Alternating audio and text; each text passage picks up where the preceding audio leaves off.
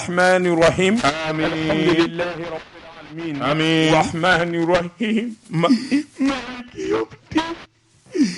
إياك نعبد وإياك نستعين آمين. إن صراط المستقيم آمين. صراط الذين أنعمت عليهم آمين. الخير المغضوب عليهم ولا الضالين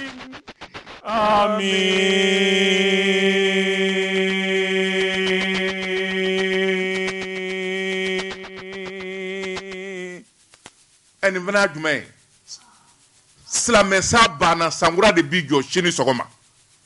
limaniya limaniya ala wale ɲuman dɔn Ɔhɔ. ala tanu Ɔhɔ. nisɔndiya munna min ɲɛ sa ye a yɛlɛmana Ɔhɔ. barika ni makama min b'a la usazi baare tulo banna Ɔhɔ. a nana ka bɔ makan O kɛra. an b'a ɲini usazi baare fɛ n'a tulo banna a k'an wele Ɔhɔ. i k'a dɔn san yɛlɛmana Ɔhɔ. san yɛlɛma in barika ni lahɔrɔma min b'a la O dɔnnen don. min ni min kan ka kɛ min kan ka kɛ silamɛw fɛ A k'o fɔ an ye. usazi baare k'o dan tulo kan Sikeyi. o tuma baara bangɔni na i k'a dɔn an sigilen bɛ k'a lamɛn Alimami di yanni alimami. baara k'an wele Ɔhɔ. alimami de alimami Ɔhɔ. i k'a dɔn i y'a fɔ cogo ɲɛ baara min ni n k'i ɲininka n'a sabalilen bɛ Ɔhɔ. baara min zumanen bɛ n'a Est-ce que- muɲunen bɛ est-ce que- i k'a dɔn an bɛ dugawu ɲini a fɛ a fana ka dugawu k'an ye Inshallah. Jean Sisedu Ne. bi ye juma ye Sikeyi. bi ye lahɔrɔma don ye Cɛpɔ. ala batu ala ɲini ala ɲɛsiranya Jean Sisedu hadamaden ni jinɛ ni mɛlɛkɛ an taara o de kama Sikeyi. Jean Sisedu i k'a dɔn ala ko Ɔhɔ. an ka sun Sun. an ka sali Sali. an ka ale ala ma wele Sikeyi, an ka sikeyi. sira ale ala ɲɛ an ka ale Jabbar, ala deli Jabbar. Jean Sisedu Ne. nka subahana wa taala a tɛ sɛbɛnfura kɔnɔ Ayi. a tɛ bataki kɔnɔ Ayi. a tɛ sariya sɛbɛn foyi kɔnɔ min b'a jira k'a fɔ alahu taala yɛrɛ ko k'a bɛ sun Ayi. walima a bɛ ala bɛ sali a ti sɔli ala ma ye Ɔhɔ. Jean Sisedu k'a dɔn ala ma ye a bi sɔli ciba kan n bɛna nin ye ala tɛ seli Ayi. nka Ɔhɔ. Jean Sisedu k'a dɔn subahana wa taala Ɔhɔ. a ma ye Ayi. Jean Sisedu k'a dɔn hadamaden tɛ Ɔhɔ. jinɛ tɛ mɛlɛkɛ tɛ Ayi. a tɛ sanga fɛn ma Ayi. fɛn yɛrɛ tɛ Ti sanga sanga a ma ma. Sikeyi. Jean Sisedu k'a dɔn yelen don wa dibi don maa t'o dɔn Jean Sisedu nka ala ko Ɔhɔ. ale n'a ka mɛlɛkɛ ɲumanw bɛ sɔli kɛ kira ya rasulullah Allah, sallallahu Mahamadu alaihi min wa sallam. ni alikuranɛ jiginna a kan Kuran. Jean Sisedu k'a dɔn ala kumana sɛbɛnfura minnu kɔnɔ naani don Naani. duruna t'a la Ayi. a naani n'a laban bɛ kira laban de bolo Jɔnni? min ka fisa diɲɛ dandanfɛn bɛɛ ye sikeyi Mahamadu rasulullah est-ce que sallallahu alaihi wa est-ce sallam que est-ce que an b'a ɲini ala fɛ Muhammadu ibn Abdullah an b'a ɲini ala fɛ Jabbar. ala min Jabbar. ne kelen don Allah. ala min la ka nɛɛma jigin Allah. jamana tan naani bɛɛ lajɛlen la Allah. o ala de ɲɛ bɛ ko la Ami. o ala de ye ko kɛbaa ye Ami. o ala de bɛ ko bɛɛ lajɛlen ju la Ami. a laban n'a ɲɛni n'a cɛni o b'o ala kelen de bolo Jabbar, Jabbar. ala Allah. an b'a ɲini fɛ Ami. an minnu ye malidenw ye Ɔhɔ. an minnu bɛ nin jamana in kɔnɔ Ɔhɔ. i filɛ ka nɛɛma min d'anw ma sɔgɔmada in na bamakɔ n'a lamini na n'o ye kabini fajiri sabara ka suru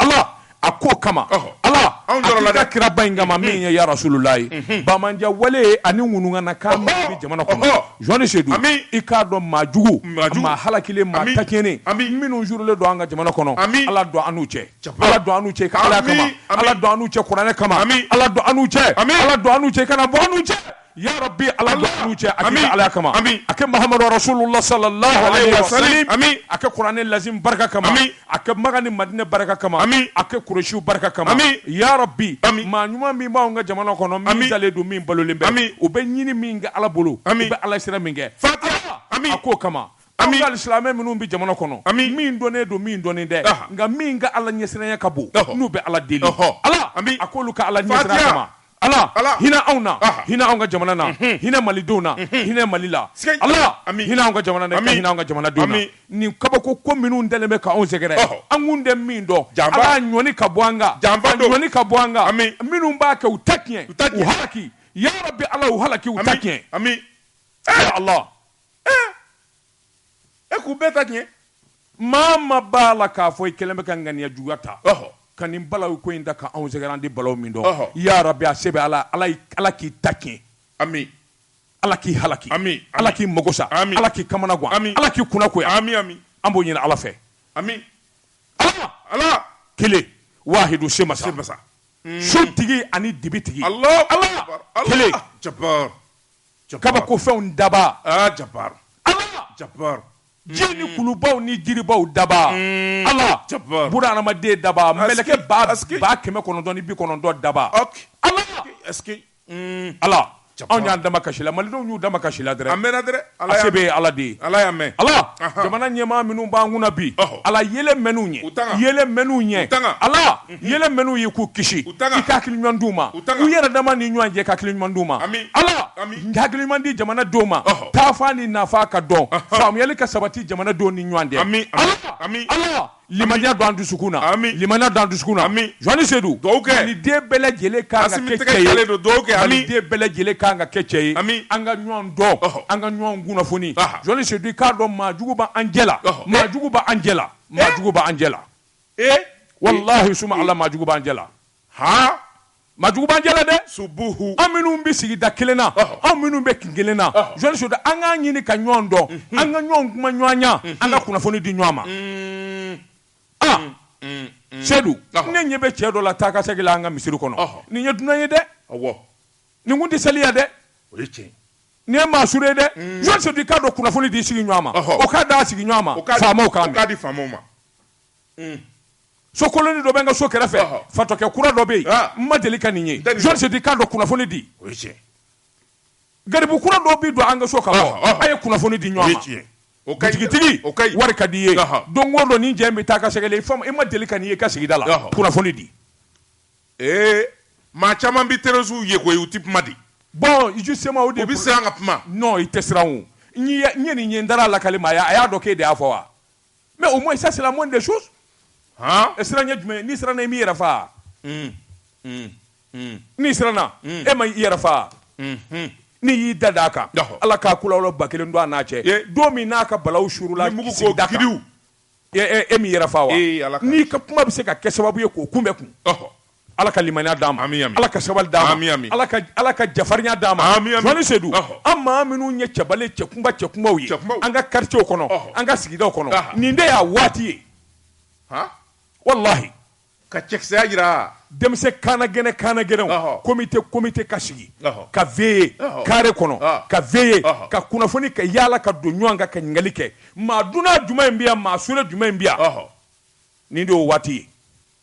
nɛgɛhaya n'o b'an bolo an b'a kɛ nɛgɛhaya to yen sa nɛgɛhaya tiɲɛ yan kalo 7 kɛ ka yaala nɛgɛhaya nɔfɛ miliyɔn 550 bɛ sakoso kɔnɔ arabukɛ nɔfɛ arabukɛ bolo nɔfɛ bara ka nɛgɛhaya ɲini i ma taa nɛgɛhaya ɲini yɔrɔ sa nɛgɛhaya filɛ Bɛlɛdugu hali kisɛ tɛ bin kan jɛla tubabu nɛgɛhaya ta aw minɛ o c'est à dire que tubabu bɛ sin ka dungare de kɛ k'a da dɔrɔn k'a ka mɔgɔw bɔ dingɛ k'a bɛɛ minɛ i tɛ nɛgɛhaya bila wa i ka ala ka kabako ɲini Bɛlɛdugu sigi guloki bɛ n'i y'a don i kana a bɛ da i disi la ni kɛlɛ wulila a bɛ bɔlɔ cɛ ta i kini fɛ cɛ ta i ɲuman fɛ kisɛ tɛ bin a si kan cɛ 100 i kɔfɛ cɛ 100 ɲɛfɛ kisɛ t'a si sɔrɔ n ko Bɛlɛdugu de y'o qu'est-ce que tu crois Bɛlɛdugu kɔrɔ yan jeli cɛmɔgɔ salen n ka ŋana dɔ ko f'i ye wa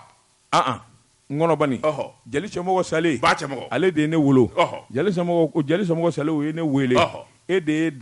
tɛ daba ye ne k'a wɔ denkɛ fɔlɔ tɛ e wa ne k'a wɔ wa i fa sara nin fɛn 3 in kun b'i bolo jumɛn in ka di i y'o la n ko naamu u ko sigi duloki filɛ nin b'a ka bulonda la cɛ o cɛ n'i ye nin don i k'a dɔn sigi duloki in bɛ da bara de kɔrɔ n'i y'a don i mɔkɛ ka kɛlɛkɛminɛ de y'o ye Seydou cɔn ka kuma sa mais i da ka di kojugu mais laisse-moi expliquer au moins ni fɛn ɲuman ba de bɛ laminɛ dɔrɔn e ka naamu laminɛ laisse-moi expliquer ne bɛ ka yɔrɔ de ɲini jaa b'e bolo non naamu laminɛ a bɛ da bara kɔrɔ n'i y'a don n'a danna bara kɔrɔ duloki jukɔrɔ ni mugu kolila mun ka fɔlɔ min bɛ bɔ a bɛ sin ka yuuru ka jigin ten ka na cufu i sen sabara la cok o tɛ kelen ye n'i y'i bolo jan i k'a dɔn cɛ o cɛ b'a fan 2 lajɛ ni fɛn cɛ o cɛ bɛ numan ni kini fɛ kɛrɛ 2 fɛ mugu tɛ bin a kan n ko n y'o mɛn u ko i b'o ta wa n ko a y'o bila kɛrɛfɛ a y'a tɔ 2 fɔ ɲɛ kan e m'o ta n m'a fɔ n t'a ta dɛ n ko k'a bila fɔlɔ o y'o bila n ko n ye nin mɛn Joani Seydou u k'a 2nan ye jumɛn ye i fa tun ye cɛ gɛlɛn ye a ka farin farinya in fana min'a dalen filɛ nin ye n ko n y'o mɛn i y'o bila kɛrɛfɛ n ko a y'o fana bila n ko 3nan in dun ye jumɛn ye u k'i fa sara ka min don jeli kamalen min kun don i k'a dɔn a tɛ fɛn dun fɛn min n'a ni min dun ni mankan a tiɲɛ fɔ kun ka d'a ye a ja kun ka gɛlɛn o ye gɛlɛya d'a ye n k'o sɛbɛn bɛ min k'a filɛ nin n ko a y'o di yan n y'o minɛ a y'a tɔ 2 tila ni dɔgɔninw ni ɲɔgɔn cɛ ala k'an sutura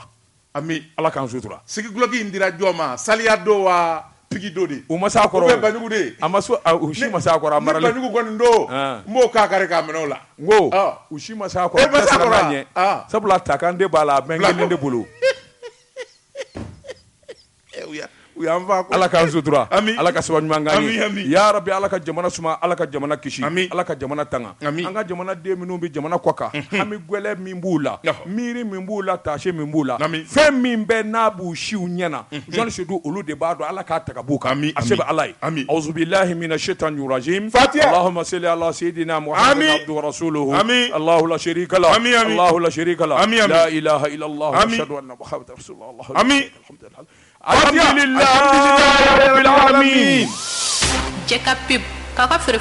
Dankɔrɔba in b'i wele El Hadji Muhammed Ba Jara n'o ye Dankɔrɔba ye Dugabugu an na foli ni tanu ni d'a ma k'a ni ce a ka wulikajɔ n'a ka cɛsiri la jamana ye Ba Jara ni ce foli b'a ye nka i b'a fɔ Ba Jara ye walima maa min tulo bɛ n kan na ko tura min dira ne ma m'a ye n ka misi ma se ma hali bi o tuma Ba Jara k'a k'a lajɛ k'i teliya min ye tura ye i k'a dɔn a ka se n ka sinzan na misi tina o Josi Seydou ne bɛ n bolo bugɔ ka don n bi kɔni sɛbɛn min n'u ka Mali indépendant maa min ye sɛbɛnni in kɛ a tɔgɔ de ko Masire Jɔpu Masire ko a ko tile fila in na i k'a dɔn kuma minnu bara ka foolo an kana kɛ tulonkɛ kuma ye nka min ye jamana den ye n'an farala ɲɔgɔn kan ka kɛ cɛ kelen ye Johnny Sodi k'a dɔn Masiba jasira de bɛ bonya ni Masiba ye sabula i k'a dɔn ninnu dise Bamanji jihadisi bolofara min n'u k'a ma ko jezim hakilina min b'u la ani ŋaniya min b'u la Ala t'u dɛmɛ Johnny Sodi k'a dɔn Ala t'u dɛmɛ ka da ko caman kan dugawu Johnny Sodi k'a dɔn ani cɛsiri ni wulikajɔ hali tile fila in na Johnny Sodi ni maa min ye k'o jateminɛ i b'a ye k'a fɔ Ala hinɛnen bɛ Mali la kosɛbɛ min ye Cɔrɔnɔ Bashir Tal ka bɔ Luga Johnny Sodi min bɛ Cheikh Umar Foutiyou nɔ na an bi donni minɛ i ko bi a bi Bamakɔ yan i ma kuma in mɛn wa ne y'a mɛn o a bi Bamakɔ yan min ye Cɔrɔnɔ Bashir Tal a bi Bamakɔ yan bi ni Ala jɛnɛ n'a ye bi jumadon in na Johnny Sodi k'a dɔn a nana fara malidenw kan ka dugawu ta jamana in kisi a n'a tanga ye i k'a dɔn ani Alhaji Hami Ɲan bɛ ɲɔgɔn fɛ i k'a dɔn Hami Ɲan ka du min filɛ Jelibugu la n'o ye denkɛ fɔlɔ in ka yɔrɔ ye Johnny Sodi sɛbɛnnikɛla ko a ko Seguni bɛ yan Ala Seguni kɔni o kɛra ne kelen ka Seguni a bɛ dɔ ci ma a ma fɛn ci fɔlɔ dɛ a bi se tɔ k'a la a bi pari komi a bi pari a kalannen don a bi se kuma la nka fa a bi ko dɔ dɛ nka jogo ɲuman min bi fa la n'o ka di bɛɛ ye o ye fonisira ye o cɛ tɛ a tɛ ka maa kɔni sɔn a tɛ ka fɛn di maa ma a kɔni kalannen don Josi Seydou sɛbɛnnikɛla ko a ko Bamanjugu kɛlen bɛ ka kunnafoni jugu min da k'a y'an ka Mali fa bɛɛ lajɛlen na Johnny Sodi k'a dɔn janko kɛwale jugu min kɛr'u fɛ n'u kɛlen bɛ k'o kɛ wasoko ye Johnny Sodi k'a dɔn ayiwa min ye kalo tile 27 tɛmɛnen i k'a dɔn sɔrɔdasi kan min n'o bɛ Kalumba Naramara la min ye Murujan ye Johnny Sodi k'a dɔn u nana wulikajɔ boloda ka yen sɛgɛrɛ u yɛrɛ de ka kunnafoni ye nin ye k'olu taara ye min kɛ jezim u y'a jira k'a fɔ u ye maa dɔ minɛ i k'a dɔn mobili 9 u y'o jeni i k'a dɔn maa 3 wɛrɛ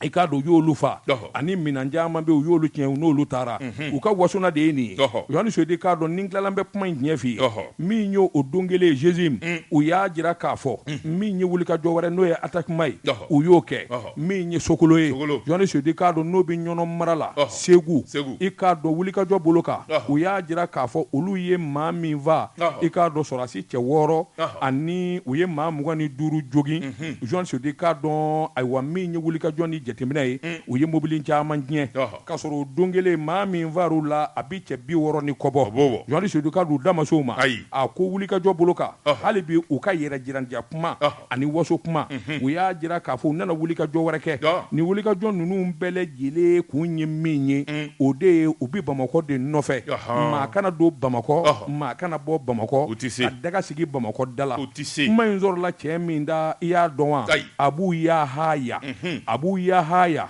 ale y'u ka jɛrɛjɛkulu in jɛngana ye min n'a dɔnnen don sabula amadu kufa i k'a dɔn o ka bolomadayɔrɔba don n'i ye kunnafoni yɛrɛ ta k'a lajɛ jango kunnafoni minnu bɛ dugulen kuma na jɔnni sedu i k'a dɔn i hakili b'a la ala ma hinɛna Sumɛlɛ Sise maa min n'ale minɛnen don jahadimaw bolo y'a dɔn fale de kɛra fale min kɛra maa 200 jahadimaw n'o ye Jésus ye u ka maa 200 de bila la Sumɛlɛ Sise kunkɔrɔ jɔnni sedu i k'a dɔn Abu Yahaya in kun b'o cɛw la sɛbɛnnikɛla ko n'i ye Abu Munumunu Salo ta ka kunnafoniw jɛnsɛn hali bi i b'a ye min kɔni ye Bamanje ka hakilina dɔwɛrɛ tɛ jamanadenw k'an girin k'an jatigɛ k'an siran jɔnni sedu i k'a dɔn an ni jamana sɔrɔsiw walima lakanabaaw an n'olu ka fili ɲɔgɔn ka tiɲɛ ma u ka hakilina de ye nin ye jɔnni sedu i k'a dɔn min ye Bamakɔ ye jagɛlɛyaba de y'u minɛ koyi u k'a fɔ k'u bɛ taa mugu gosi Awa Kati la jɔnni sedu i k'a dɔn o bɔra min na u yɛrɛ y'o dɔn an bɛ donnin min na ko bi jɔnni sedu i k'a dɔn hali ni sɛbɛnnikɛla maa sɛbɛn an n'o fɔ mɔɔw ye Bamakɔ ya bi ani duguba caman bɛ yen o de la an y'a fɔ bɛɛ k'i janto i yɛrɛ la ka filɛli kɛ sigida la ni min bɛ sigida la san 5 san 10 an ka ɲɔgɔn kuma ɲɔgɔn ɲa an ka don ɲɔgɔn kan ka bɔ ɲɔgɔn kan jɔnji soda an ye fɛn fɔ sirada la an ye fɛn fɔ misiri kɔnɔ an ye fɛn fɔ jamakunbɛyɔrɔ la min kɔni n'o ye dunan ye walima sigana maa don an k'o ɲɛfɔ ɲɔgɔn ye jɔnji soda k'a dɔn indépendant kɔni y'a jira k'a fɔ an bɛ don min na ko bi min ye wulikajɔ ni jateminɛ ye Bamaji siranko jugu ani taayɔrɔ ntanya de filɛ k'u bila nin yɛrɛ fa wale in na a dun mana bɔ min na a na dɔn jɔnni sedu k'a dɔn dɔwɛrɛ se wɛrɛ t'u ye babali kuma ani jatigɛ kuma jamanadenw bɛ girin cogo min na nin kun ye sɛbɛn ye an ye min bɔ l'indépendant kɔnɔ a ka bi bɔli la dabatungana ne bɛ n tɛgɛ don o bi kɛ min kɔni sɛbɛn ye an ko min ma le soir de Bamako fasiriba n'o ye Laya Jara ye nin y'a ka sɛbɛn ye Laya ko wulikajɔ ani cɛsiri Mali armée u b'o la fɛn min ye sɔmi yɔrɔ la ale de bi yɔrɔ jan d'a ma a ko fɛn min ye Kucala ye Kucala kunnafoni dɔw kun cɛruna k'a fɔ maa dɔw bɛ yen n'olu ye siganama ye maa 33 bɔɲɔnko fɛn min y'an ka finitigiw ye gendarmelakaw u taar'u salo ni kana n'u ye tɛbɛnnikɛla ko a ko n'i y'a ta k'a lajɛ fɛn min ye Mali a bɛ dabolo min kan o de ye kɛlɛ ye kɛlɛ min do kɛlɛ gansan tɛ Bamajijugu n'o ye terroriste ye olu kɛlɛli o wulikajɔ n'o cɛsiri o ti taa jateminɛ ani hakilisigi kɔ sɛbɛnnikɛla ko a ko n'i y'a ta k'a lajɛ Mali armée bɛ ka se caman sɔrɔ o se minnu sɔrɔ la i da bɔra k'a fɔ olu waleyara juillet kalo tile 27 laban in na Nara marabolo la Muruja ani Sevare sɛbɛnnikɛla ko a ko n'i y'a ta k'a lajɛ fɛn min ye armée u ye kunnafoni min di o de ye k'a fɔ Bamanju ye wulikajɔ min kɛ ni ka taa bi Mali kan o kɔni kɛlen bɛ sababu ye fɛn min y'an ka lakanabaaw ye u ka dɔ fara kɔlɔsi kan Kucala a ko n'i y'a ta k'a lajɛ dugu min bɛ yen n'o ye Nbɛsoba ye Nbɛsoba fɛn min kɔni ye kunnafoni ye o cɛruna k'a fɔ maa dɔw kɔni bɛ yen a bɛ komi talibedenw don nka fɛn min ye siganamaw ye o don o yɔrɔnin bɛɛ peloton central garde nationale Kucala ka fara centre d'instruction d'infanterie commandant chef de bataillon Jaaje Touré o ni gendarme minnu bɛ yen bɛɛ lajɛlen ye dɔ fara kɔlɔsi kan gendarmelakaw ye wulikajɔ kɛ maa minnu bɛ yen n'u taara ka taa tɛgɛ da olu kan maa 33 olu de minɛna k'olu ye garibu ye a bɛɛ ye kamalenkɔrɔ gojogojo dama dama ye m'a f'i ye k'olu ye garibu ye m'a f'i ye wa ko in ɲɛdɔnnen don sɛbɛnnikɛla ko a ko mun maa 33 in na u nana ka na laraweli daminɛ k'u sɛgɛsɛgɛ maa 13 u y'o o sɛgɛsɛgɛ u ye Burkina ka den ye sɛbɛn d'olu kun maa 3 ye Côte d'Ivoire den ye o tɛmɛnen kɔfɛ ka bɔ yen Guinéen maa 1 Nigérien maa 1 ani Malien maa 15 et alors non ngo nunu minɛ man go hali dɔɔni il suffit qu'on soit vigilant nam sɛbɛnnikɛla ko o ɲininkale olu ko olu kɔni ye garibudenw de ye koyi kamalenkɔrɔba dasibaw gojogojo olu k'u ye garibudenw ye o tuma aw ka sɛbɛn bɛɛ min aw bɔra Burkina ka don Mali la cogo di aw bɔra Guinée ka na cogo di aw bɔra Côte d'Ivoire ka na cogo di aw bɔra Niger ka na cogo di kuma ma sɔrɔ u da o yɔrɔnin bɛɛ gendarme y'u dɔ ka taa n'u ye ka t'u kɛ kaso la karaw ka nɛgɛ da sɔrɔ u da la payi a bɛ kɛ ten sɛbɛnnikɛla ko fɛn min ye kiiri tigilamaw ye olu a ɲɛfɔra olu ye fɛn min ye Kucala o tribunal ye kuma dara olu tulo kan o yɔrɔnin bɛɛ u ye gendarmelakaw bila diinɛ ɲɛmaa minnu bɛ ka t'olu ɲininka ni maa ninnu ka lahala ye jumɛn ye sɛbɛnnikɛla ko fɛn min kɔni ye kuma jɔlen kelen foyi ma sɔrɔ min kɔni n'i b'a fɔ k'u y'o ye o kɔni nana k'a fɔ u nakun ye silamɛya ye wa u nana k'u bɛna ka na diinɛ lase o tuma u bɛ don du ni du ka garibuya kɛ tile fɛ mais sufɛ u bɛ tunu bulew u t'i ye bilen u bɛ taa mini u bɛ si mini u ni jɔni jɔni bɛ jɛ la ɲininkali u bɛ dumuni kɛ min c'est ça u nakun ye mun ye c'est ça la question sɛbɛnnikɛla ko a ko sɛgɛsɛgɛliw bɛ sen na a ko bɛ se ka ɲɛdɔn cogoya min na nka ka kɔnw ɲɛ procureur ko u nacogo nin yɛrɛ Mali la aw ni sɛbɛn ma na yamaruya ma di aw ma aw ka don Mali kɔnɔ a bɛ fɔ o de ma ko vagabondage o tuma a bɛ minɛ ka bila kiiri ka bolo kan a bɛ kiiri o la fɔlɔ nka san'o cɛ fɛn min ye sɛgɛsɛgɛli olu bɛ to sen na min bɛ nin ko in jukɔrɔ a bɛ se ka ɲɛdɔn cogo min na sɛbɛnnikɛla ko a ko Mali faamaw kekuyara sa fɛn min ye Mali kanabaaw ye Mali sariyatigiw Mali kiiri ani Mali jamanaden bɛɛ lajɛlen de kekuyara sabula bingani laban minnu kɛra na ni da magara a la sisan o kɛra sababu ye ka bɛɛ lajɛlen de sɔmi ka kɔlɔsi ni jija ni k'o jija kosɛbɛ min bɛ se k'a to jamana ka lafiya kunnafoni filɛ nin ye an ye min zalo ka bɔ le soir de Bamako kɔnɔ a ka bi bɔli la Joti Seydou ne bɛ n bolo bɔgɔ ka don n b'i bɔ ni sɛbɛn ye sɛbɛn min n'u k'a ma le soir de Bamako Bamako la Joti Seydou ni maa min ni tulo gɛrɛ bɛ dɔn na Joti Seydou i k'a dɔn dunun mana bila n'i m'ale kɔri a jɔ man di Joti Seydou i k'a dɔn wulikajɔ bolo kan min ye Umaru Angoyiba Baru kolondigi a ko Yusufu Toloba kumana Yusufu Toloba a bɛna taa Cɛngana don min ye Donkɔnɔ jamana ye Cɛngana don i k'a dɔn kɛlɛ Cɛngana sabula jɛrɛjɛkulu min n'o kelen bɛ ka marifa ta an ka dugu ka lakana Mali ka lakana Yusufu Toloba ale de y'o ɲɛmaa ye Joti Seydou i k'a dɔn a dun bɛ ko caman kalama jamana in kɔnɔ kuma minnu bɔra da maa kan ka kalaturu kuma ninnu ka kosɛbɛ Yusufu Toloba ko a ko bingani wale min bara ka kɛ jamana fa bɛɛ lajɛlen la min y'ale yɛrɛ gun a kamana na o ye Kati ye a ko i k'a dɔn Bamaji bɛ se ka labɛn cogo di ka don Kati k'u bɛ taa mugu fili Kati kan an ka jamana mugu bozo ani sɔrɔsi ŋana cɔ sɔrɔsi ŋana sɔrɔsi ɲɛmaw olu dan bɛ fan min fɛ Joti Seydou k'a dɔn janfa juguba de bɛ nin ko in jukɔrɔ o kuma ale bɛ kuma Mali sɔrɔdasiw fɛ lakana tigilamaw a bɛ kuma u fɛ Yusufu Toloba ko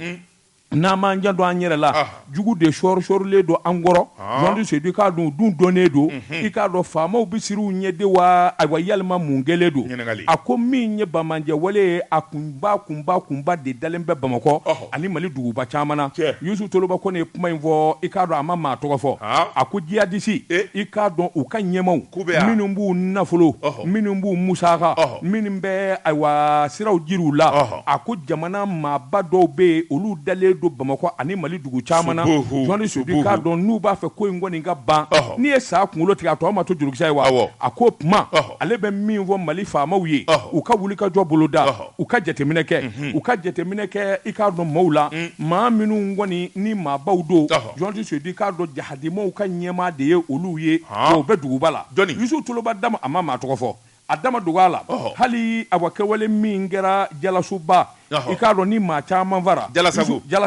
Yusufu Toloba ko a ko i k'a dɔn o ɲɛmaa minnu ye nin ko in kɛ u bɛ kɛwale in kɛ dɔrɔn ka boli ka taa dulokiba jɛma du kana ka sin ka t'u sigi u ka du kɔnɔ ten Moti a ko a b'u yɔrɔ dɔn ni faamaw sɔnn'a ma u kana olu bɛ t'u kelen kelenna bɛɛ lajɛlen ta ka di faamaw ma o tuma mun de kɛra e k'u bɛ Bamakɔ yan Yusufu Toloba de ko ten dɛ tant que les chefs djihadistes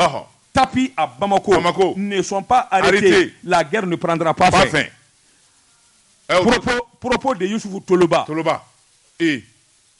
Faramafɛnw bɛ ɲɔgɔn gɛn yɔrɔ dɔ koyi a b'a dɔn a b'u bɛ yan a b'a dɔn o tuma min ye Mali faamaw ye i k'a dɔn i bilen ka na kilisi kɛli la i k'a dɔn a fɔ nɔfɛ maa man ka dɛsɛ o la Joti Seydou i k'a dɔn Yusufu Toloba ŋana min don a y'a jira k'a fɔ bingani wale min bara ka kɛ bi i k'a dɔn jagɛla si tɛ se ka ayiwa Bamaji bila nin na Joti Seydou i k'a dɔn i b'a sɔrɔ a sɛmɛyɔrɔ de ka ɲi nka a bɛ min fana fɔ o de ye jamanadenw ye maa kelen o maa kelen bɛɛ k'i janto i kɛrɛfɛ maa na maa kelen o maa kelen i ka sigida la i k'i janto a la i bɛ taa yɔrɔ minnu na i k'i janto a la Joti Seydou i k'a dɔn fɛn min bɛ nin ko in ban o de ye an kelen o kelen ka k'an dama ta polisi ye an ka k'an dama ta gendarme ye an ka k'an dama ta sɔrɔdasi ye fanga kana k'i la Joti Seydou i k'a dɔn dabali kana k'i bolo ka cɛbakɔrɔ minɛ k'a siri k'a da nka boli ka taa ɲɛfɔ maa man ka dɛsɛ o la nin kun ye sɛbɛn ye an ye min bɔ soir de Bamako kɔnɔ Bamako la daba tun kana ne bɛ n tɛgɛ don ni bɔ ni sɛbɛn ye a ka feerefɛnw lakodɔn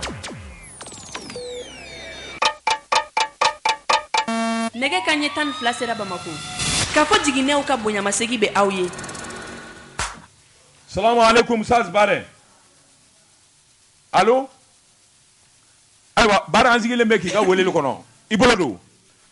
ne min tɛgɛ don min bɔ ni sɛbɛn ye an ko min ma aujourd'hui fasiriba n'o ye la rédaction ye ni y'u ka sɛbɛn ye a ko ni kuma dɔ dara dɔ kan minnu kɔni tɛ sababa ye jaabili o ye diyagoya ye a ko an ka taa SMTD la SMTD n'o fɔra a fɔ centre émetteur kɔrɔ an bɛ don min na ko bi ale de kɛlen bɛ cakɛda kura ye ni ka nikurafiya la sɛbɛnnikɛbaw n'o ye aujourd'hui ye u kun ye sɛbɛnni kɛ ka jalaki dɔw bi fɛn min ye SMTD kan kuma dɔw la kuma minnu n'u ni sababa tɛ kelen ye wa SMTD u yɛrɛ ye jaabi kɛ ni ka ɲɛfɔli k'u ye fɛn min ye aujourd'hui ye jaabi in dili ani ɲɛfɔli malidenw ye k'o ye diyagoya ye sɛbɛnnikɛla ko a k'u ye kuma min fɔ o de ye k'a fɔ SMTD k'a minɛ baara kɛcogo man ɲi ko fɛn min ye yɛrɛsagokɛ ye k'o bɛ yen ko majɛ bɛ nafolo ko bunakun kan k'o sababu kɛ baara dɔnbaliya ye san 2021 kɔnɔ sɛbɛnnikɛla ko a ko sɛgɛsɛgɛliw ni kunnafoni minnu dira aujourd'hui ma a yera k'a fɔ kuma in ye nkalon de ye sabula wulikajɔ ni cɛsiri min kɛlen don SMTD la ɲɛdimi de don kɔnɔdimi tɛ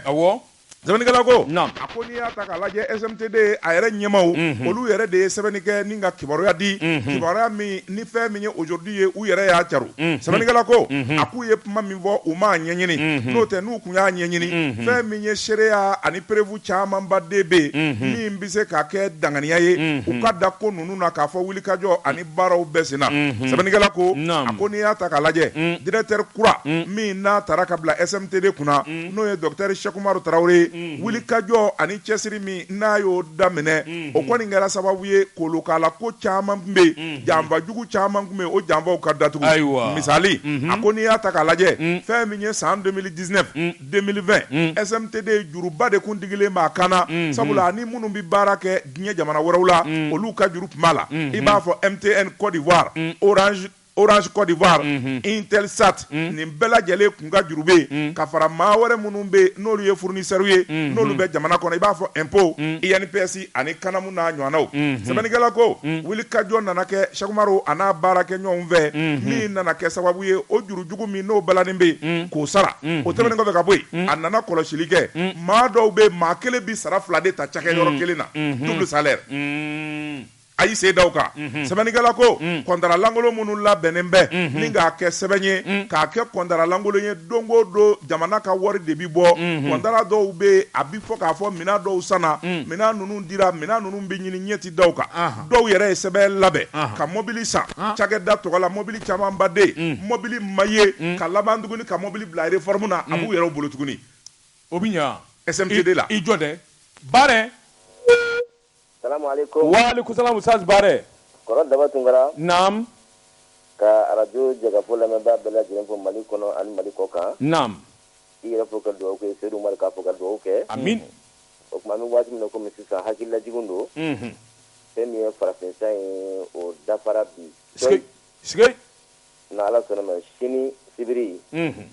O ye san kalo fɔlɔ ye o y'a tile fɔlɔ ye. O ye san yɛlɛmali an bɛna don sisan 1444. 1444 Ala kɛra bɔlen Maka ka taa Madina a san 1444 o de bɛ daminɛ sini. Allahu akbar. Naam. Nin kalo nin fɔ nin ko jɔn minɛ dɔw ko kɔrɔfilani kalo. O de daminɛnen filɛ a tile 10 o de ye Ashura ye. Donc o bɛ bɛn le 8 août nata ma Ala ka diɲɛ kɔnɔna la. Ya Rabbi. Donc Alahu Taala fana ye Nabila Musa kisi. Ka bɔ Firawuna tɔɔrɔ ma ka bɛn jɔn minɛ tile 10 de ma. Nabila Musa a ye don in bonya ka barikada k'a la kosɛbɛ. Tuma min na Rasulu fana nana Madina. A y'a sɔrɔ Yahudiyaw b'a don sun. A y'o ɲininka k'u b'a sun mun kama ko bi ye don belebele de ye. Sabu k'a da kan Alahu Taala ye Nabila Musa kisi ka bɔ Firawuna tɔɔrɔ ma ka bɔ bi don in ma. An fana b'a sun ka Ala barikada. Ala kɛra fana tun bɛ to k'a sun. Ko a nana layidu ta san dɔ la. Ko ni Ala ye n balo ka san nata kɔnɔ. N bɛ 9 sun ka 10 sun k'a tugu ɲɔgɔn na. Yanni o sama yɛrɛma cɛ Ala Rasulu a fatura. Allahu akbar. O tuma Ala y'a nɔgɔya maa min ye. Dimanche nata kun ɲɔgɔn i k'o sun o ye tile 9 ye. A tile 10 o bɛ bɛn lundi ma le 8 août. I k'o fana sun. O k'o fana sun o ka ɲi. Bon ni nin fana ye jagabɔ waati Ala ye nafolo kalifa maa minnu na. N'i ye 1,600,000 sɔrɔ. I b'a Ala nin yɔrɔ bɔ a la 1,600,000 Ala nin yɔrɔ ye 40,000 ye o la. 2 millions Ala nin yɔrɔ ye 50 ye o la. Donc mɔgɔw k'u hakili to o fana la. Oui, mais Ustaz o yɔrɔ in kan b'o de ma minɛ. I y'a dɔn san kɔnɔ maa bɛ se ka 5 millions 4 millions sɔrɔ. i y'a sɔrɔ kalo kelen kɔnɔ kalo filanan a banna yalima o jaga bɛ bɔ wa ayiwa o jaga tɛ bɔ daba misaliya la sisan tɛ ni jɔ minɛ daminɛ la ni mɔgɔ min ye 2 di e ma sisan ni e y'a labaara ni ala y'a kɛ jɔ minɛ wɛrɛ y'a sɔrɔ e bolo i b'a jagaba nka n'o m'a sɔrɔ i bolo yɛrɛ ala ka juru t'i la awɔ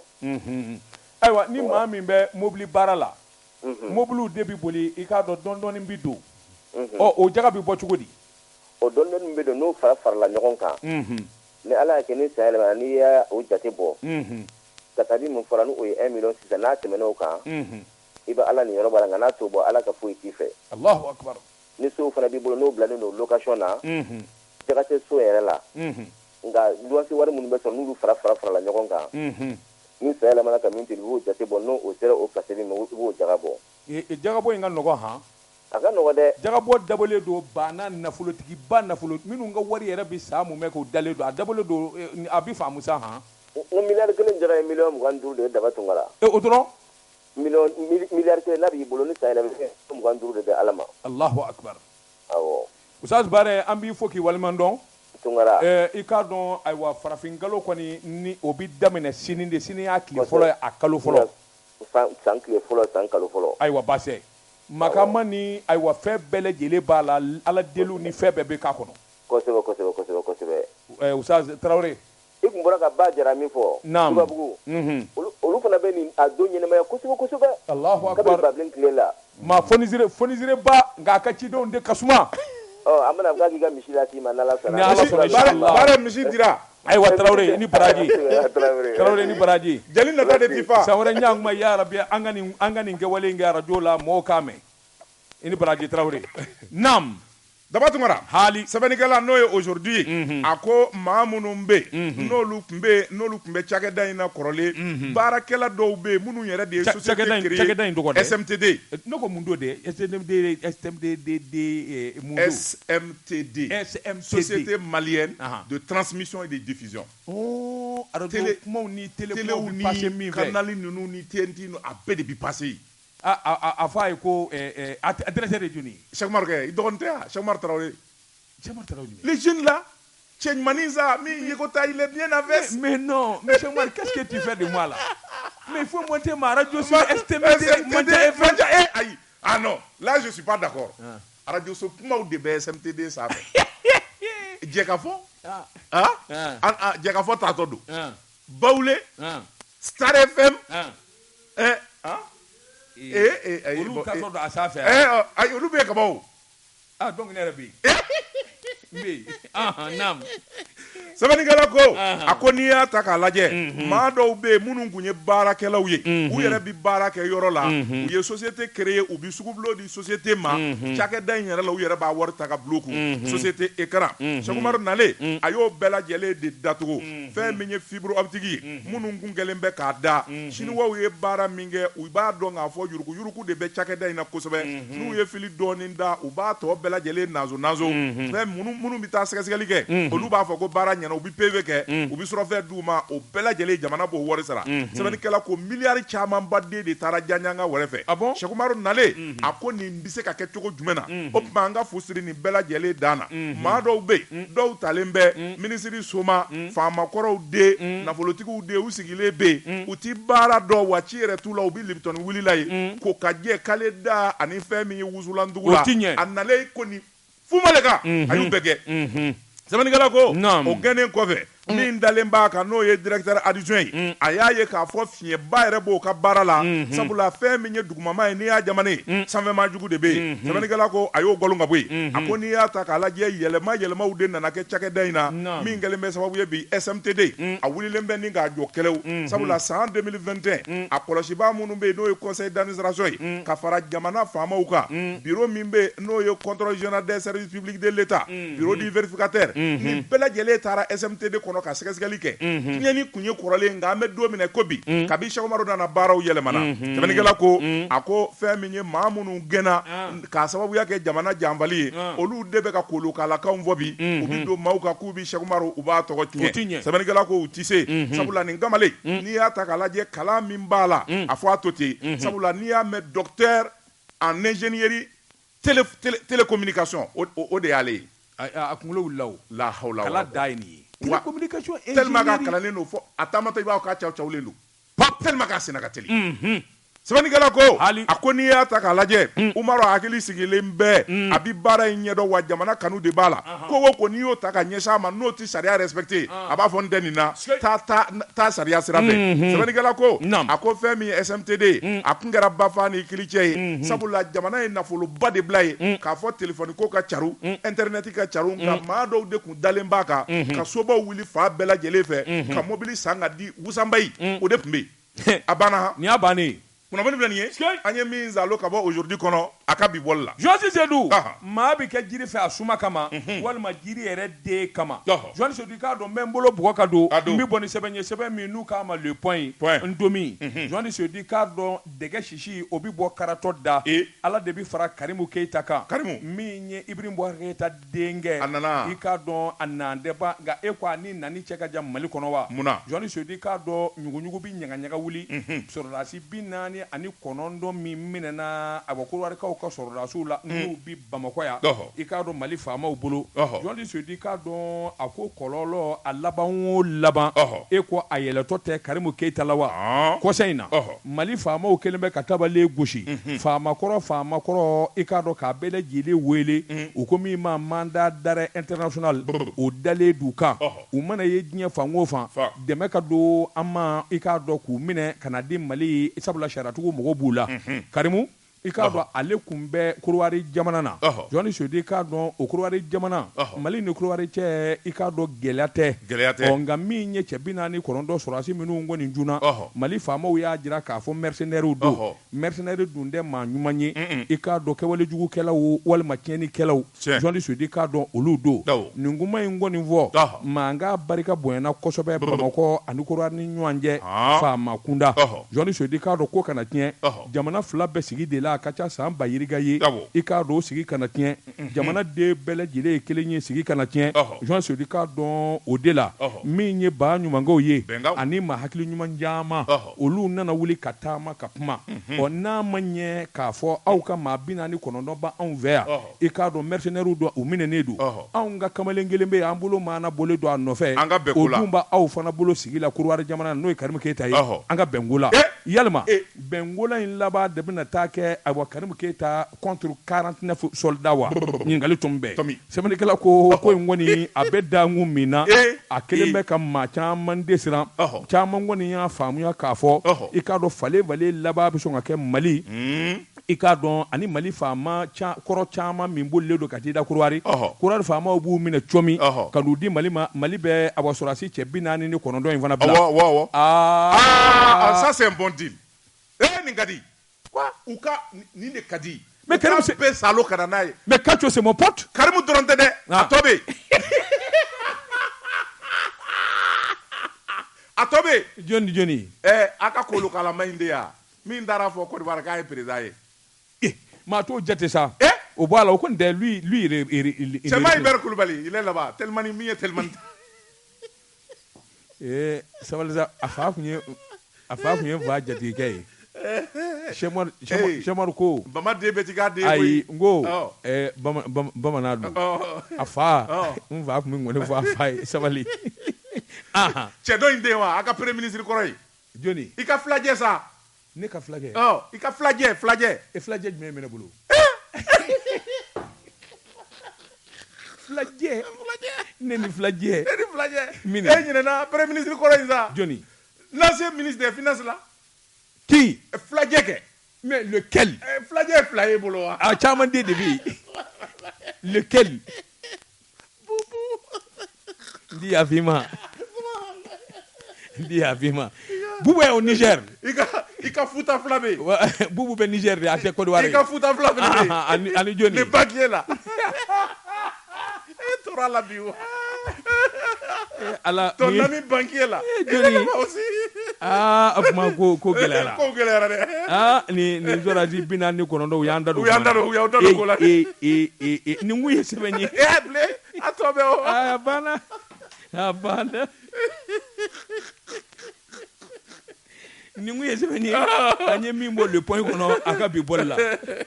Dabatɔ ne min tɛgɛ don. O bi kɛ. ni boni sɛbɛn an ko min ma aujourd'hui providentiel hakɛto n'o pasi cɛnu ni y'a ka sɛbɛn a ko conseil malien des chargeurs cɛ mun bolo maana bɔlen b'a nɔfɛ n'ale n'a tigiya ka kan o de ye Burama Mungoro ye Burama Mungoro a kumana a ko munna ale ye candidat ye a ko n'i y'a ta k'a lajɛ fɛn min ye Burama ye ale ye cɛŋana ye maa min don a cɛ sirilen bɛ a kalannenba don sabula fɛn min ye conseil malien des chargeurs a y'a jira k'a fɔ ale ka wuli ka jɔ ni cɛsiri dɔ wɛrɛ tɛ ale b'a fɛ juraw ani maa minnu bɛ minɛ doni ka na juraw n'u kankɔrɔsigiw bɛ se ka lafiya cogo min jamana yɛrɛ a chargeurs bɛɛ lajɛlen bɛ se ka nafa sɔrɔ cogo min o y'ale ka wuli ka jɔ ye.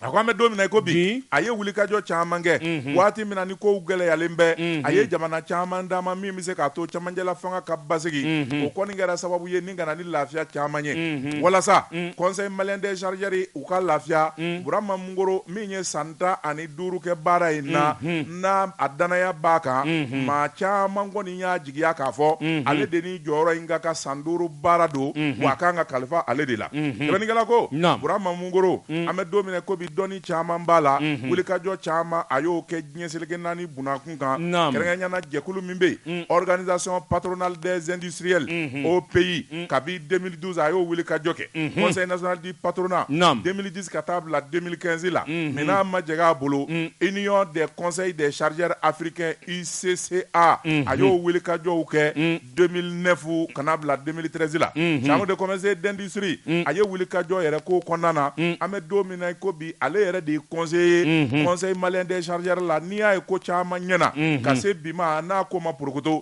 a ka wulikajɔ don sɛbɛnnikɛla ko a ko n'i y'a ta k'a lajɛ fɛn min ye juge consulaire min bɛ tribunal du commerce kunna san 2017 o kɔni kɛra sababu ye Burama Mungoro ale ka wulikajɔ caman kɛ min bɛ se k'a to a ka ko caman ɲɛdɔn sabula sariya bunakun kan majɛ minnu kɛra ani fili minnu kɛra a y'a bɛɛ lajɛlen yɛlɛma ni k'a kɛ hakilina kura ye ani ɲɛta ye sɛbɛnnikɛla ko fɛn min ye conseil malien des chargeurs ye a mago bɛ maa min na bi Burama Mungoro don sabu cɛ duman don maa basigilen don ale de ni jɔyɔrɔ ka kan tabarikala i bolo don Jɔnti Seydou ne bɛ n bolo bugɔ ka don n bɛ bɔ ni sɛbɛn ye sɛbɛn min n'u k'a ma la révélation ko dogolen k'u da kɛnɛ kan Jɔnsi Seydou jɔyɔrɔ ɲuman de bi sanfɛ jiri tigɛli nɔgɔya i k'a dɔn ayiwa banfula kelen kunkolo fila banfula laban bi fara sɛbɛnnikɛla ko i bɔra ka kuma min fɔ o de ye CMC n'i ye CMC yɛrɛ ko fɔ jɔn ni jɔn de ye CMC ye i k'a dɔn min ye juraw ye jurabaw min bɛ minɛn donni jamana kɔnɔ ka taa min bɛ minɛn donni ka bɔ jamana kɔfɛ ka na batonbaw mobilibaw Jɔnsi Seydou i k'a dɔn ani waritigibaw ani banabaw i k'a dɔn CMC bɛ nin de ko fɔ o ni patronat tɛ kelen ye ani o tɛ kelen ye ani transitaire Jɔnsi Seydou sɛbɛnnikɛla ko a ko wulikajɔ bolo kan jamana maa sɛbɛn fɛn o fɛn bɛ yen ani nafolotigi ni bana a bɛɛ lajɛlen farala ɲɔgɔn kan k'u bolo ɲɛsin maa kelen ma min ye Ba Kisima Sila ye Jɔnsi Seydou i k'a dɔn CMC o fana ye jɔn ye Ba Kisima Sila ale fana k'a de bɔlen don ayiwa ko in ɲɛmaya nɔfɛ yɔrɔ don a ye yɔrɔ min dɔn san 16 a bi baara kan k'a kɛ CMC la wonin den ye dogodogonin den ye Jɔnsi Seydou i k'a dɔn gundo foyi tɛ a tɛ min dɔn a ko n'i ye ko ta k'a lajɛ ka ko in sɛbɛntiya i k'a dɔn kunasini ko min ye direction de campagne ye Ba Kisima Sila to a la olu farala ɲɔgɔn kan ayiwa Soya Bacili ka immeuble la ACI kɔnɔ a kɛnɛ kan Jɔnsi Seydou k'a dɔn awa kabako sabula min ye Jean Dako ye Jean Dako ale de y'a ka directeur de campagne ye nka kɛnɛ kelen in kan Jean le Parfait i b'i miiri kɛnɛ in kan maa o maa bɛ yen k'o ye juraba ye k'o ye nafolotigi ye olu bɛɛ tun bɛ kɛnɛ kan Ba Kisima i k'a dɔn a dɛmɛni kama min ye Madame Saran Tarawele Saran Gosi Saran Amadou Bokoum min ye Bubu Jalo ye min ye Baba Tijani Kanaji ye ka taa se jamana nafolotigibaw ma Maju Sɛnpara i k'a dɔn awa Ba Seydou Sila i b'i miiri dankɔrɔba la ni mɔgɔw bɛ sɔgɔ n'u tɔgɔ ye nin bɛɛ lajɛlen dafalen don kɛnɛ kan min k'a jira k'a fɔ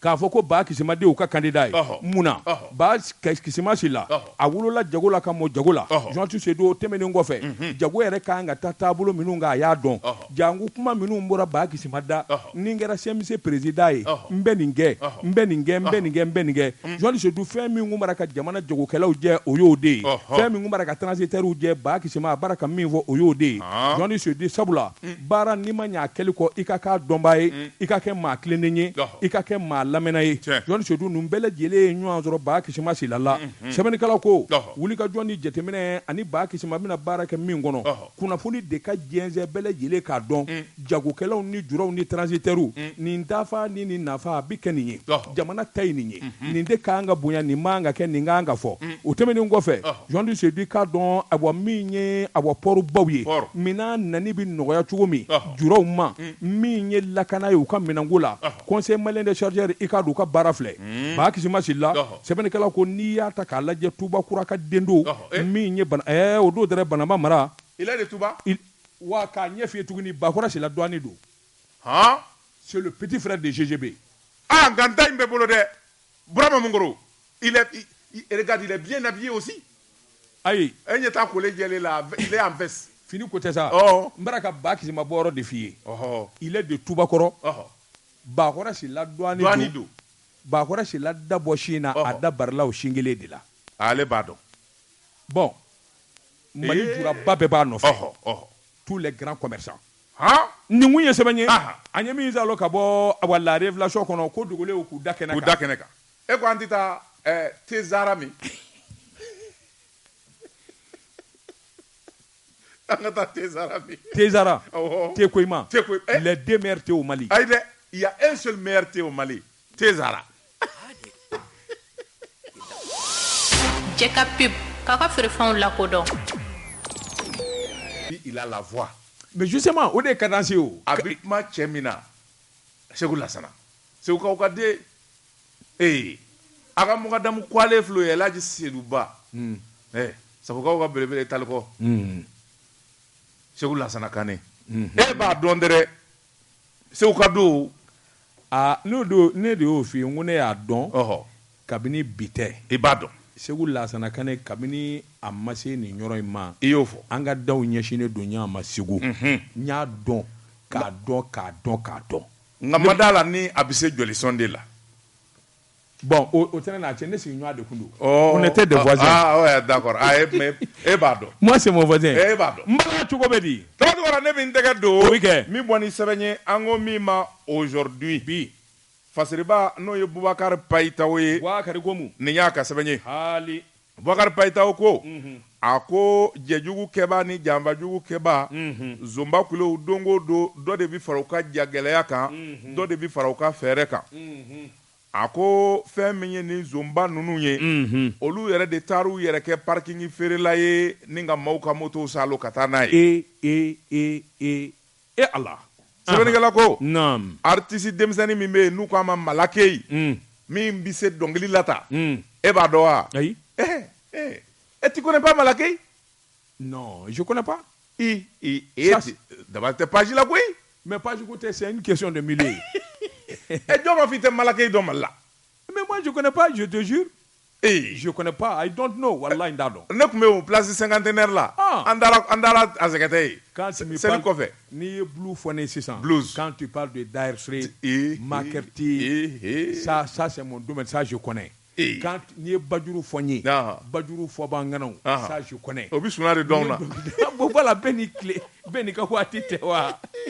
bɛɛ n'i ka waati tɛ anw kɔni anw bɛ Gusunoflow ni Wizi Wozo ni Prince Diallo ni anw t'o dɔn anw b'o de dɔn mais ce milieu là rarement j'ai écouté quelquefois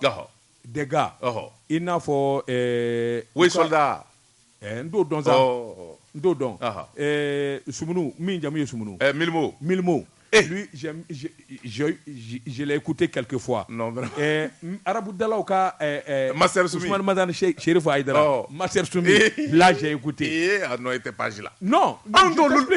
t'olu lamɛn bilen olu tile banna voilà non mais oui soldat ninnu ni Derkeb ninnu non mais non nin kɔni i b'a dɔn ka kuma n'i ye ninnu fɔ dɔrɔn a bɛ kɛ ani Sinobi ninnu wa i tilala ko sisan kɔni i ye gɔngɔrɔ fili tile ma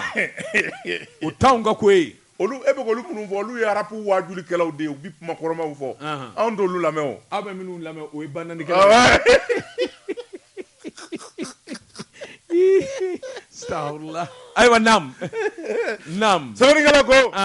Malakɛ ka concert seliba tɛmɛnen kɔfɛ concert dɔgɔdara ɲara a ka di denmisɛnninw ye place du cinquantenaire la u nana kɛ ka yen fa tewu. Sɛbɛnnikɛla ko a ko concert don a bɛ kɛ yɔrɔ min na maa dɔw bɛ yen olu de ye jɛjugu labɛn o tuma fɛn min ye nson ye an bɛ moto sɔrɔ cogo jumɛn na u ye min kɛ i b'o dɔn wa u taara jɔlɔkɔ san jɔlɔkɔ sannen non bandit non ils sont tellement malins jɔlɔkɔ sannen u y'u sigi ka kaye ta ka papier ni tigɛ on dirait le vrai parking ka numéro sɛbɛn a kan. Sɛbɛnnikɛla ko a ko n'i nana concert la u b'a fɔ i ye ko i tatɔ k'i ka moto jɔ parking na parking ye 100 ye u b'a fɔ i bɛ 100 sara n'i ye 100 sara n'i ko i b'a kan sɔgɔ u b'a fɔ ko non k'a to yen n'i y'a kan sɔgɔ ko a pousseli bɛ gɛlɛya mɔgɔw bɔtɔ taa ni tile ye dɔrɔn o tuma moto nana ka na jɔ parking na k'a jɔ concert b'a jala u ye plan ɲuman sɔrɔ koyi Malakɛ b'a sɔ yo jama bɛ kule fɛn min ye nin cɛ 6 u bɛɛ yɛlɛnna Jakarta kura kelen kan ka taa n'a ye k'a tɔ fililen to yen tɔ minnu ye kolo ye ka taa k'o to yen dɔ bɛ yen u n'o ye ko in dilan ale bɛ kɔlɔsili kɛ yɔrɔ in na o fana nani yaala parking na ale y'a ye ɲuman tɔ min b'a la den 6 ale fana y'o salo ka taa n'a ye moto 12 sɛbɛnnikɛla ko a ko concert bi ɲini ka ban waati min na dɔ ko n bɛ taa anw fa ka fari n bɛ taa so o nana ka na parking na ka na sɔrɔ a ka moto jɔmɛ yɔrɔ min o bɛ a ko parking tigi bɛ min a ka resi kunkolo ni kelen b'a bolo a y'a sɔrɔ u ye jɔlɔkɔ fosi ka bɔ moto bɛɛ la ka taa o tuma fɛn min kɔni ye dɔ ye moto ta o kuma fɔra concert kɛ yɔrɔ la fɛn min ye polisiw y'o kun ka suru yen na polisiw nana ka na ko ɲɛɲini moto tɔ min tora parking na sa u y'o bɛɛ cɛ maa o maa bɛ yen n'i ka moto tun bɛ parking na u taara 3e arrondissement na 3e arrondissement polisi minnu bɛ yen dɔ bɛ yen n'o ye commissaire divisionnaire Sahaka Traoré ale y'a ka cɛdenw bila u ka sɛgɛsɛgɛli kɛ nka fɛn min ye nson ninnu ye u kekuya kojugu u ye fitinin kelen de kɛr'u la o de y'u minɛ n k'o de don nata dɛ dɔ kɛtɔ k'a ka moto jɔ o ka 100 ma sɔrɔ a kun o ko numéro di yan n k'a bila i ka Orange Money kan a y'a ka numéro d'o ma o ye 100 bila a ka Orange Money kan o nana ka na fɔ ko et pourtant dɔ ne ye Orange Money kɛ dɔ ma u la o tuma polisiw y'o numéro ta o yɔrɔnin bɛɛ fɛn min kɔni ye maa ninnu ye k'u ɲinini daminɛ u bɛ bɔ min kalama polisiw kɔni taara ka taa maa kelen min na goro o minɛlen u ye ɲininkali busamisɛn gɔn o la o tɔgɔ de ye ko Sumi fɛn min kɔni y'o kamalen ye o labanna o fɔɔnɔna o y'a tɔ bɛɛ lajɛlen de ɲɛfɔ maa min bɛ yen n'a n'o ye jɛjugu kɛ a y'o tɔgɔ fɔ min fana fara n'u kan n'o ye yɔrɔ kɔlɔsiba ye o fana minɛna u bɛɛ lajɛlen bɛ kasobonba in na nin waati kunnafoni filɛ nin ye an ye min bɔ aujourd'hui kɔnɔ a ka bi bɔli la Georges Seydou ne bɛ n bolo bɔgɔ ka don n bɛ bɔ ni sɛbɛn ye sɛbɛn min ye ayiwa kojugu i k'a dɔn sɔgɔmada in na Georges Seydou i k'a dɔn a kumanen bɛ min ye hali bi k'a bi an ka kuma min ye Aminata Yatasa ye i k'a dɔn Sirakɔrɔ Mɛgɛtana Ala ka hinɛ jugara mɛmuso la Georges Seydou i k'a dɔn kuma minnu fɛn o fɛn bɔra ka fɔ réseaux sociaux ani kunnafoni di siraw fɛ i k'a dɔn a si tɛ bila haki ye kala kana tora si ka sɔrɔ polisiw tilan dɛ u ka sɛgɛsɛgɛli la n'i y'a mɛn présumé innocent Georges Seydou k'a dɔn maa o maa minɛnen bɛ nin ko in na maa bɛ se k'a fɔ a ma jɔ a si la fɔlɔ u bɔra ka kumaw banamini ka hadamaden ja tigɛ kuma yɛrɛ tiɲɛ ye min ye Aminata Yatasa ka ayiwa faali la Georges Seydou k'a dɔn polisi scientifique olu ye sɛgɛsɛgɛli kɛ k'a bɛɛ lajɛlen sigi ɲɔgɔn kan maa min ni wulibali don k'o de y'a kɛ Georges Seydou o bi dɔ bi sisan ka sɔrɔ olu y'u ka jaabi di enquêteur-kɛlaw ma sɛbɛnnikɛla ko n'o jaabi ma dɔn kuma o kuma n'i y'a mɛn a bɛ nkalon Georges Seydou k'a dɔn u ko min ye Aminata Yatasa ye furu kɛ Mamadu Bacil k'o de y'a faaba ye nkalon don fɔlɔ a ma ɲɛdɔn Georges Seydou k'a dɔn kumaw ni fɛn minnu fɔra a ma dɔn moto taxitigi a ma dɔn gardien a ma dɔn maa wɛrɛw fana bɛ yen maa 2 boɲango n'o ye muso dɔ ye Georges Seydou olu minnu ka numéro yera a ka téléphone kɔnɔ a ma dɔn sɛbɛnnikɛla ko o kuma bi fɔ muso in kɔni ka faali la journaliste di k'a dɔn maa si den kelen tɛ yen k'a fɔ ko tiɲɛ b'i bolo polisi minnu b'ara ka enquête kɛ n'o ye sɛgɛsɛgɛli journaliste di k'a dɔn awɔ commissaire divisionnaire min ye Facɛnɛ Kulubali ye a n'a ka dangan min ye chef de brigade et recherche alias Papere journaliste di k'a dɔn ninnu kɔni Papare u kɔni ye dongabɔ caman kɛ u ye sɛgɛsɛgɛli caman kɛ u ye kunnafoni caman sɔrɔ kunnafoni fɔlɔ minnu kɔni dira n'i y'a mɛn présumé i k'a dɔn k'a fɔ lala ko tɛ ten i b'a sɔrɔ nin ka ko dɔ b'a la walima nin bɛ ko dɔ dɔn o de kɛra sababu ye maa minnu minɛna ni furukɛ b'o la nka k'a fɔ dalu b'an bolo furukɛ de y'a fa walima nin de y'a fa o tɛ tiɲɛ ye nga min kɔni jɛlen don journaliste di k'a dɔn ayiwa min ye bi ye u ko 13h police scientifique minnu bɛ jaw ta minnu bɛ bolonɔw ta u bɛ samaranɔw ta journaliste di k'a dɔn olu kɔni y'u ka baara kɛ dɔgɔkun kelen dama e tɛ Mali dɔ bi o olu tilala pewu empreinte digitale u b'o ta awɔ journaliste di k'a dɔn kuma caman fɔra dɔw yɛrɛ ko u taara wariba de di polisiw ma juguyaramɛ ko tɛ wa u taara wariba di polisiw ma walasa ka ko in datugu a bɛɛ nkalon wari ma di maa ma wari ma minɛ maa na journaliste di k'a dɔn ko in bara ka ɲɛɲini a bara ka sɛgɛsɛgɛ min kɔni ye tiɲɛ ye i k'a dɔn Aminata Tasa faali la journaliste di k'a dɔn dɔ kɔni y'a cas minɛ k'a bisi sabula u ye cas in lajɛ i k'a dɔn ayiwa machines ni ayiwa filɛnnaw na a dɔnna k'a fɔ cas in jɛngɛnnen yɛrɛ de don journaliste di k'a dɔn k'a de minɛna k'a bisi fo ka taa ni kɛnɛ kalama o tuma jɔnni de y'o kɛ journaliste di k'a dɔn jɔnni b'a kalama jɔnni a kɛra jɔnni ɲɛna nin bɛɛ lajɛlen ka jalaki u minɛni k'u bila ayiwa polisiw ka hakɛ kan sɛgɛsɛgɛli kun de don n'o tɛ k'a fɔ karisa de y'a kɛ bile hakɛ o dɔn tɛ ban dɛ kuma tiɲɛ ka fɔ mɔgɔw ye journaliste di k'a dɔn ayiwa fiɲɛ min bɛ aw kunnafoni dilaw la o de ye nin ye journaliste di k'a dɔn aw mana kuma mɛn aw mana ko ye a bɛ wuli ten ka sin ka an darakati a bɛ sin ka wuli ka kunnafoni sari fa bɛɛ lajɛlen na journaliste di o de ye fiɲɛ ye n'o tɛ réseaux sociaux moyen ba de don pour donner l'information nka a jalaki n'a fiɲɛ de y'a ko yɛrɛ bɛɛ lajɛlen tiɲɛ ni k'a nege bɔ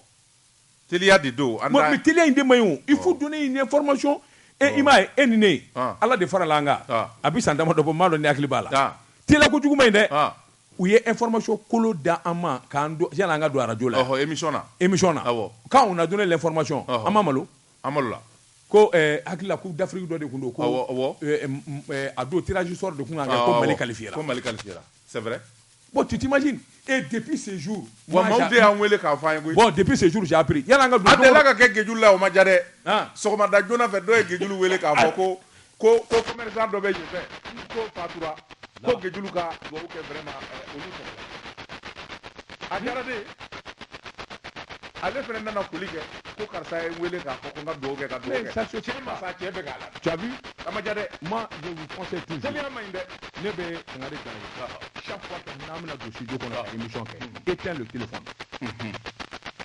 ça c'est valable pour tout le monde oui ça moi j'ai pas appris ça à l'école de journalisme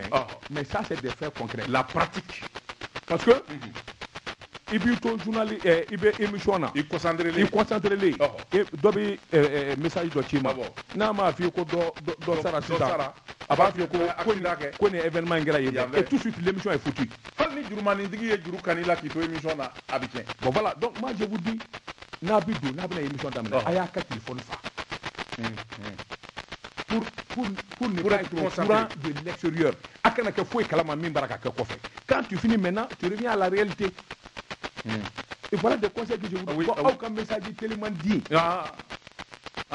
Écoute, caman kɛ mɔgɔw la dɛ. A bɛ yɛlɛma o. Mais il le faut. A bɛ yɛlɛma. Bon, donc Aminata Tasa ka kibaruya nin de don. Nin don. Maa si tɛ yen fɔlɔ k'i bɛ se k'a fɔ bin karisa de nɔ don. Ni karisa de nɔ don. Tant que polisiw kɔni ma sɛgɛsɛgɛli ban ka tila. Kuma bɛ fɔ a bɛɛ kolo k'a la. Nin kun ye sɛbɛn ye. An ye min bɔ ayiwa kojugu kɔnɔ. An di bita in bila yan. Dabatungana bita an b'a bila yan sanni an k'an kɔ don ɲɔgɔn na Idrissa Fofana an kanu b'a ba don Paris a b'an lamɛn su ni tile YouTube kan an bɛ foli ni tani d'a ma Major Isa Jara polisi la ka bɔ Douabougou an bɛ foli ni tani d'a ma ko ka foli bila la contrôleur général de police Youssouf Kone directeur général de la police des frontières Youssouf Kone un grand cadre non ah bon ndara ngomi passeport gla kunungo seni do kera nyana yi. Ça m'a vraiment impressionné. Ah oui? An bɛ insécurité contexte min kɔnɔ kolokalama dɔw de nana diyagoya ni sɛbɛn ti dilan ka d'olu ma olu yɛrɛ man ka ye Mali territoire kan. Ah bon? A ko n tɛ yɔrɔ yɔrɔ y'aw diya aw ye t'a fɔ ye k'u na mɛ ni projet ye ko 3 millions a ko e alors sariya de ye nin ye a bɛ bɔ sariya sira fɛ n'a ma bɔ o fɛ a t'a sɔrɔ a y'u gɛn. C'est comme ça. Non, ça m'a impressionné. O y'a sɔrɔ musonin sigilen bɛ hali a t'a dɔn ko journaliste bɛ yen. A t'a dɔn journaliste bɛ yen, journaliste ye mun ye? Non. N'a b'o dɔn dɔ b'a fɔ k'a y'a kɛ mɔgɔ ɲɛna ye. Ah oui, d'accord. I y'a faamuya. Ouais, sur ce plan, je comprends. Donc c'est pour montrer que a ye principe min appliqué a kan ka kɛ tan de. Les cadres doivent prendre l'exemple sur lui. Bon, Youssouf Kone, police des frontières. C'est comme le nouveau directeur de la police des frontières, un certain Québec. Un certain, je crois. Des aéroports. Des aéroports. Oui. Commissariat des aéroports. Exact. Le Dogon de l'aéroport là, Bati Benabolo. J'ai le droit cadeau aéroport qu'on Bati Benabolo.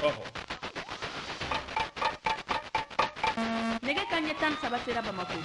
K'a fɔ jiginɛw ka bonyamasegi bɛ aw ye. Alors,